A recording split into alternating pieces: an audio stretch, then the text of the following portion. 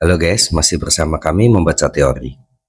Akhir tahun telah tiba. Selain menikmati liburan, akhir tahun menjadi momen penting untuk merefleksikan capaian setahun ke belakang.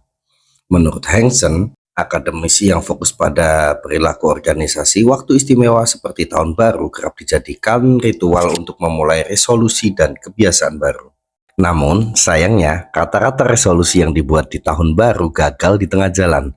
Saya kutip dari Left-Back, sekitar 88% orang menyerah untuk mewujudkan resolusi pada minggu kedua Februari atau sekitar 6 minggu dari momen perayaan tahun baru. Apakah Anda juga termasuk salah satu 88% orang yang menyerah untuk mewujudkan resolusi Anda? Baiklah, James Clear, penulis buku Atomic Habit, pasti kalian sudah tidak asing dengan buku ini, menerangkan bahwa orang yang gagal membentuk kebiasaan baru karena lebih banyak berfokus pada sasaran akhir, alih-alih membangun suatu sistem. Ia hanya berfokus pada sasaran akhir.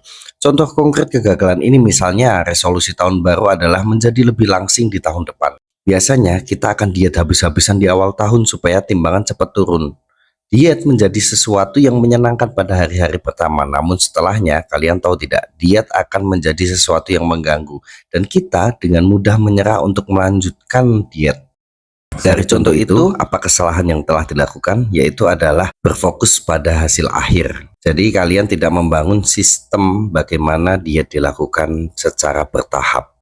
Maka dari itu, James Clear dalam buku Atomic Habit itu menganjurkan untuk membuat sebuah sistem. Sistem akan membantu kita untuk mencapai tujuan akhir. Salah satu pemikirannya yang terkenal yaitu filosofi 1%. Jika kita memulai kebiasaan 1% lebih baik setiap hari, maka selama setahun kita tanpa sadar akan meningkat 37 kali lipat dari titik awal. Sebaliknya, kita 1% lebih buruk selama 365 hari, maka akan ada penurunan sebesar 0,03 kali. Bagaimana filosofi 1% ini bekerja? Baiklah, saya ilustrasikan begini. Jika pilot dari Bandara Los Angeles mengubah arah pesawatnya 3,5 derajat lebih ke selatan, maka pesawat akan mendarat ke Washington, bukan ke New York. Perubahan kecil seperti itu tidak akan terasa dan tidak akan terlihat saat tinggal landas. Namun perubahan tujuan sangat signifikan. Itulah ilustrasi untuk Atomic Habit dari James Clear, yaitu membangun sebuah sistem 1%. 1% itu pengaruhnya ternyata setiap hari akan signifikan di akhir. James Clear menawarkan konsep Atomic Habit, yaitu perubahan mikro yang menjadi bagian dari sistem yang lebih besar. Konsep ini awalnya dipopulerkan di website, newsletter pribadinya sejak tahun 2014. Menurutnya, kebiasaan kecil bagikan atom dalam kehidupan kita yang membentuk satuan dasar keseluruhan sistem. Sampul buku Atomic Habit, kalau kalian lihat ada titik-titik kecil berwarna emas yang kemudian membentuk judul buku. Semua hal yang besar berawal dari awal yang kecil, itulah yang dimaksud dari sampul tersebut. Untuk menguatkan filosofi 1%, saya akan menyampaikan tentang kebiasaan. Kebiasaan itu adalah perilaku yang berulang yang kemudian menjadikan kita autopilot untuk langsung melakukan kebiasaan tersebut. Contohnya, kurator lukisan akan tahu mana lukisan asli atau palsu hanya dengan sekali lihat. Hal itu karena latihan dan kebiasaan yang terbentuk selama akumulasi waktu tertentu. Contoh lain adalah Michael Ray, seorang letnan senior yang langsung tahu mana rudal musuh, mana pesawat armada mereka sendiri hanya dari kedip-kedip radar yang berada di layar. Karena kebiasaan mengamati saat perang teluk, maka Michael Ray sudah hafal mana rudal musuh, mana pesawat. James Astor dalam buku Atomic Habit itu menuliskan 4 kaidah mendasar untuk kita berhasil mencapai filosofi 1%. Yang pertama adalah menjadikannya terlihat. Nah, kita lupa menvisualisasikan tujuan kita. Otak manusia itu seperti mesin peramal loh, dan akan bertindak jika ada tanda-tanda nyata yang terlihat. Untuk membentuk kebiasaan yang baik, kita harus membuat otak kita otomatis bergerak saat melihat tanda-tanda visual di depan mata kita. Saya misalkan adalah target meminum air putih sebanyak 2 liter per hari.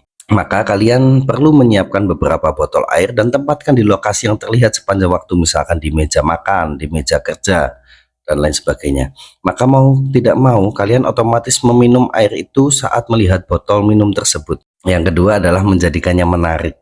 Jadi kebahagiaan kita itu digerakkan oleh dopamin, zat pada otak yang mengirimkan sinyal bahagia.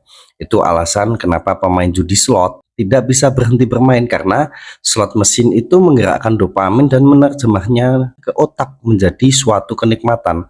Oleh karenanya, kita harus menyusun suatu sistem yang membuat perubahan kebiasaan itu menjadi godaan yang menarik. Misalkan, menyatukan ritual menonton drama seri Korea dengan mengayuh sepeda statis pada malam minggu.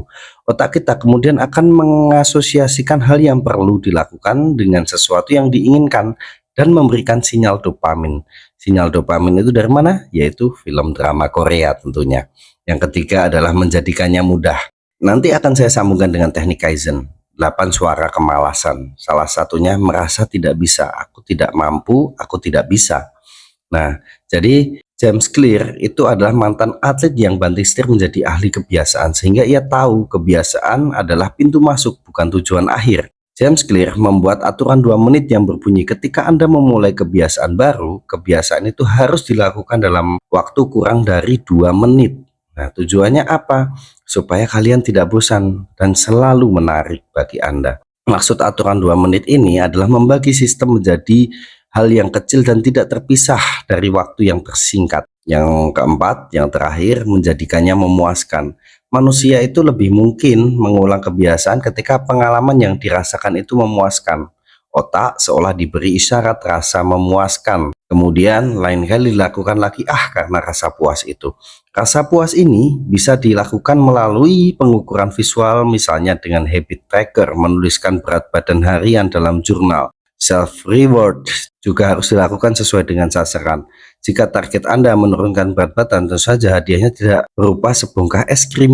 Nah, jadi itulah filosofi 1 menit dari James Clear. James Clear dalam teknik tersebut, filosofi 1% itu tidak jauh dengan teknik Kaizen ala Jepang. Yaitu teknik Kaizen memperkenalkan membangun kebiasaan baru melawan malas dengan melakukan 1 menit per hari secara konsisten. Kemudian setelah konsisten ditambah 1 menit lagi menjadi 2 menit, tambah 1 menit 3 menit, tambah 1 menit 4 menit, dan akan membentuk kebiasaan yang ada perubahan signifikan. Nah, yang perlu diingat, ketika kita ingin melawan malas, mencapai tujuan akhir kita, itu pasti ada suara kemalasan. Nah, di dalam teknik Kaizen ini dijelaskan 8 voice of laziness, yaitu 8 suara kemalasan. Yang pertama, aku tidak tahu apa yang aku lakukan. Kita tidak tahu. Kemudian, aku tidak bisa. Kamu udah mengejudge dirimu tidak bisa. Aku khawatir gagal dan terlihat bodoh. Aku terlalu lelah, tidak punya energi.